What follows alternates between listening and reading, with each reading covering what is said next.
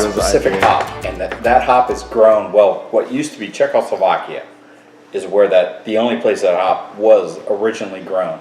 And when the British marched down through Europe and they were going and taking India, they went through there and they're like, oh fuck, hops, awesome.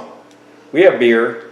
I'm serious. You need to do on that's how you preserve beer. The hops is a natural preservative. So they took all these fucking Cascade hops and carried them with it, and they started throwing them into the barrels of beer to preserve the beer, and it became the India Pale Ale. That's why it's called that.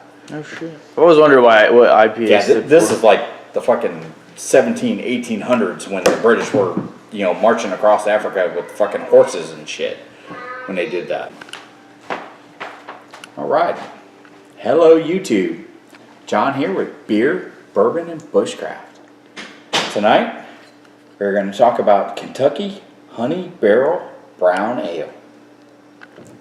We're also, for our bourbon tonight, we're going to review Larceny. And then for our Bushcraft item tonight, I have a very cool product that I like a lot. Fire Cord. So now, we will get started with the Kentucky Honey Barrel Brown Ale. Go ahead and pop the top on this sucker. Give her a pour. My nice Scottish Crest Stein here. Looking at it, it's a nice dark brown ale. A little info in here. It's an ale brewed with Kentucky honey and ginger, and it's aged in oak bourbon barrels. See if I can find the alcohol content on here. Ooh, alcohol content, 10%. Oh, yeah. We're pushing the limits of malt liquor here. Of course, I don't think you'll find many 40s of this rolling around the hood, but it is 10% alcohol by volume, brewed with honey and ginger, and then aged in bourbon barrels. Interesting. Sounds good. Yeah, it's got a nice smell to it. Definitely pick up a little bit of the honey on there. Tell it's going to be a little sweet, a little sweetness to it. But you can also still smell a little bit of the bourbon taste to it.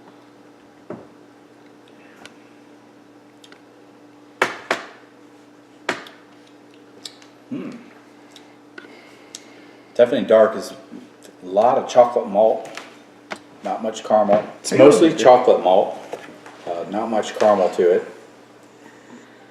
So it gives it a nice dark color. It's got a nice flavor to it.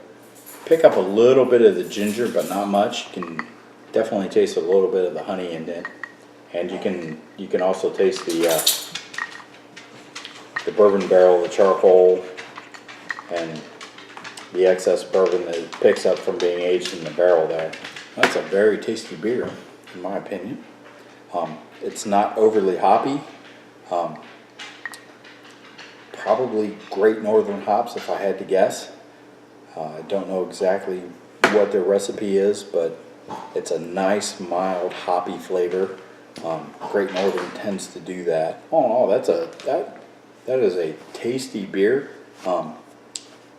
I think that would be very comparable to a nice heavy beef type meal, maybe with a steak or some pot roast or like a beef stew. Something nice, hearty. You got a nice big chunk of crusty bread with some butter on it.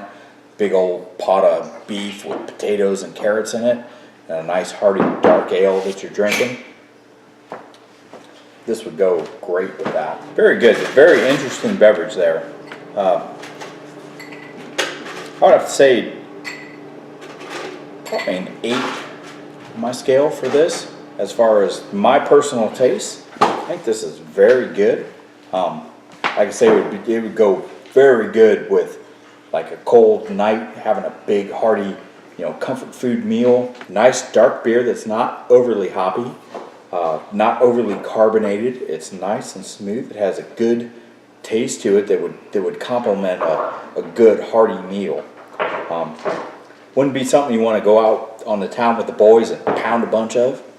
But to sit and have this, and it being 10% alcohol, when you drink one or two, it's going to be feeling pretty good after having one or two of these. So, you know, sitting at home, have a nice hearty meal, have a good tasty beverage on a cold winter night. This is definitely a beer for you there. That is tasty stuff. All right, for tonight's bourbon, we have Larceny. It's a 92 proof, made by the Heaven Hill Distillery in Bardstown, Kentucky. Beer, babies. Well, YouTube, there's another episode of Beer, Well, YouTube, there's another episode of Beer, Bourbon, and Bushcraft. I hope you enjoyed it. Hope you go down, click the subscribe button, leave me any comments, let me know what I'm doing right, let me know what I'm doing wrong, and maybe I can fix some stuff or change some stuff and make it more enjoyable for everyone. Until next time, I'm John, coming at you from the heart of bourbon country here in Kentucky. See you.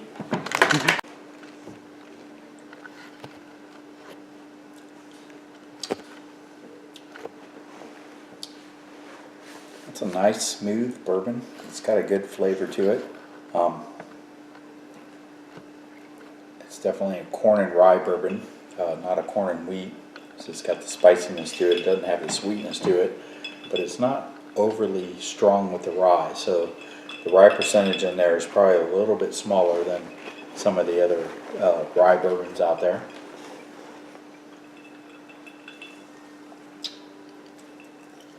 A little bit of char taste to it from the barrels, but overall nice, smooth, good tasting bourbon. I would consider this probably a good sipping bourbon. I wouldn't mind sipping on this a little bit. It would definitely go well. Again, like I personally think all ryes would, mixed with a little bit of soda, because the spice you get from the rye will overpower the sweetness you get from the soda, and I like that. Versus sipping whiskeys, I tend to lean towards the corn and wheat bourbons. That's a very tasty bourbon. I like Heaven Hill. They do a good job with their bourbons. I would, as a straight sipping bourbon, I would probably give this about a 6. As a mixing bourbon, something that I would have around that I wouldn't mind mixing because it's got a very nice taste to it, I'd probably give that a 7.5 for a mixer. Definitely tasty stuff. And now we'll move on to the bushcraft portion. And tonight we're going to talk about Firecord. Firecord is, according to their logo, it's more than just paracord. I'm sure all of y'all are familiar with paracord. 550-pound pull strength on that. You got a nylon outer shell, 7-strand nylon inner weave. Good and strong. It was developed in World War II by paratroopers to hold their parachutes up. But what the Paracord company has done, I'm pretty sure it's, nope, it's Live Fire Gear, www.livefiregear.com are the people that have produced this. And what they've done is they have taken regular 550 paracord and they've integrated a strand inside there that is fire tinder. It's a red strand that is wax coated, and when you spread it apart, it catches, lights, and works as tinder. So if you have this using, like all of us do, use paracord on just about everything. I mean, I have paracord wrapped on everything I think of wrap paracord on, I have it. But if you use this, when you take that paracord off, not only do you have your cord, which you can take apart, use the outer strand for this or that, inner cords for fishing line, but you also have this red inner cord that you can use as tinder according to livefiregear.com. So we're going to go ahead, I'm going to cut a piece of this off. I'm going to pull this cord out and follow their directions, which is to take it and spread it apart a little bit with a knife and get the fiber separated and light it up and see how it does. Well, we got probably about 3 inches here, and I don't know if you can see that. You've got your regular strands inside there, just like you do with normal paracord. You've got your 7 strands of fine nylon. That's what gives you your 550-pound pull strength. And inside, you've got this red strand of fire tinder, and then you have your normal woven nylon outer shell. So with this, what you want to do is kind of take your knife and spread it apart a little bit and get the fibers separated, and then light it up and see how it goes. So I'm going to go grab something that I can ignite on here on the table, and we'll see how this works. Alright, so what you're supposed to do is take this, use your knife. Oh my god, this should not be that close to the lighter. And burr it up a little bit. You can see it's kind of fuzzed up. Out in the woods, you can probably use a fire steel or something like that. I don't have a fire steel right here with me, so I go ahead and just use a big lighter, which you should carry in your EDC kit anyway. Have a lighter with you. That should be your first source for starting fire. I mean, it's there. They're cheap. You can carry them with you, so why not? It's not like, oh my gosh, I'm going out to bushcraft, I'm not allowed to have a lighter with me. No, carry a lighter with you. Are you kidding me? You see guys out there, oh, I got a bow drill, I'm going to start a fire. Well, yeah, I can start a fire with a bow drill too, but I will start a fire with a bow drill when all my lighters are dead, I'm out of lighter fluid, my ferrocium rod is broken and I can't get a spark off of it, and I absolutely have to go and wear my ass out lighting something up with a bow drill. So we're going to go ahead and try and light this up with a Bic lighter. We'll just give it a quick light and see how quickly it lights. Kind of tip it down here so you can see. Gotcha. About 1.5 seconds of flame from the lighter, and it lit up. And it's up and burning. And it's burning like a candle wick, which is what I expected, which is kind of what it's like. I make my own emergency candles and I use candle wick, so this is very similar to having a wax candle wick. You could lay that down. It would definitely get some stuff started. Let me reach in this box here. Well, a little tinder.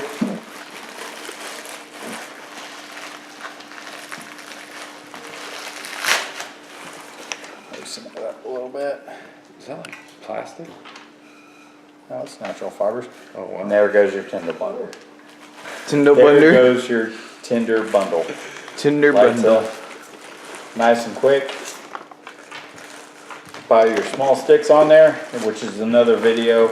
We'll cover how to start a small fire, what size sticks you want, how many you want, that type of thing, because it's kind of a difficult subject. How much do you want? How much do you need? A lot of people don't know, so as soon as the weather turns here, we'll get outside and shoot some videos. We'll start fires in multiple ways. I'll teach you how to build a firebox in the Altoids tin that I carry with me that has 6 different ways of igniting a fire in that tin.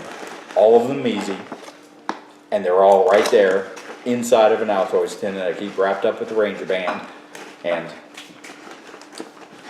there you go. Well, fire cord, for what they say it is, it works perfectly. I have to give that a 10. It is exactly what they say it is.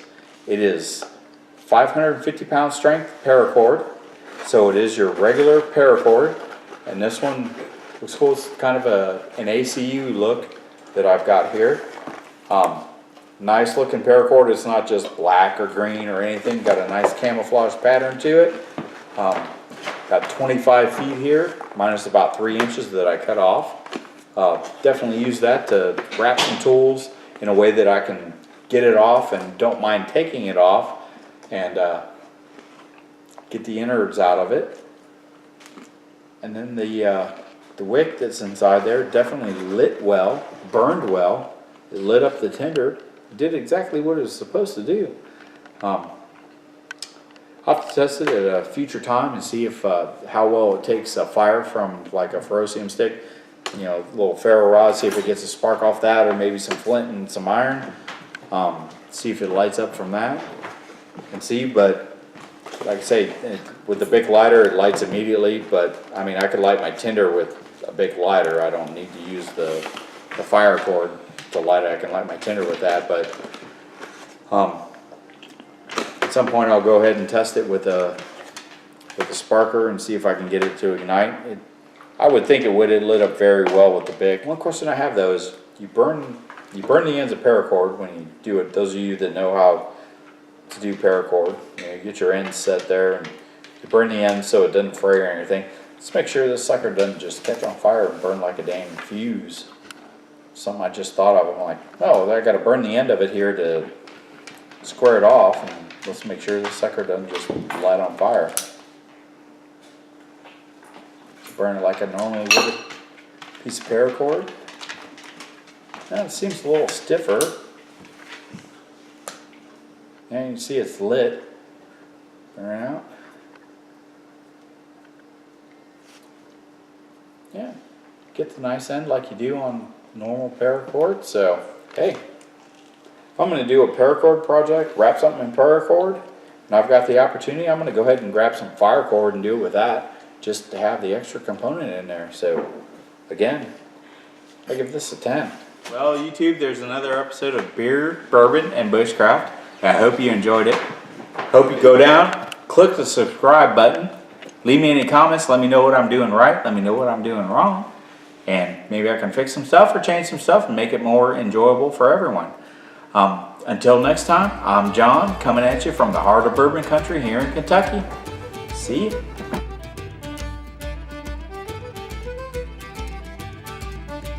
Let me get you a glass. I love the name, Larceny.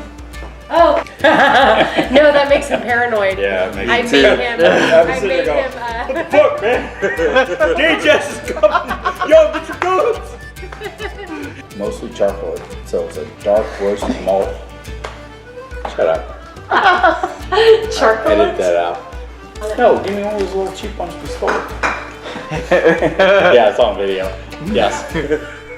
We were at a hotel and they had a big buffet and they had tons of little plates. And I wanted it so bad. We took some little plates. Shame on Who hasn't taken something from a hotel? Who hasn't stolen Yeah. like $2 grand? Well, Come on. Your wife's a You- kleptomaniac. You so- say no and you know you have that little bottle of shampoo that you got off the damn cart when you walked by. You got your Tinder bundle. So you got your Tinder bundle going. Hi-ho. How are you doing? Some beer and some shit. Fuck. Bushcraft. Oh, craft some bush. Well, YouTube, there's another episode of Beer, Bourbon.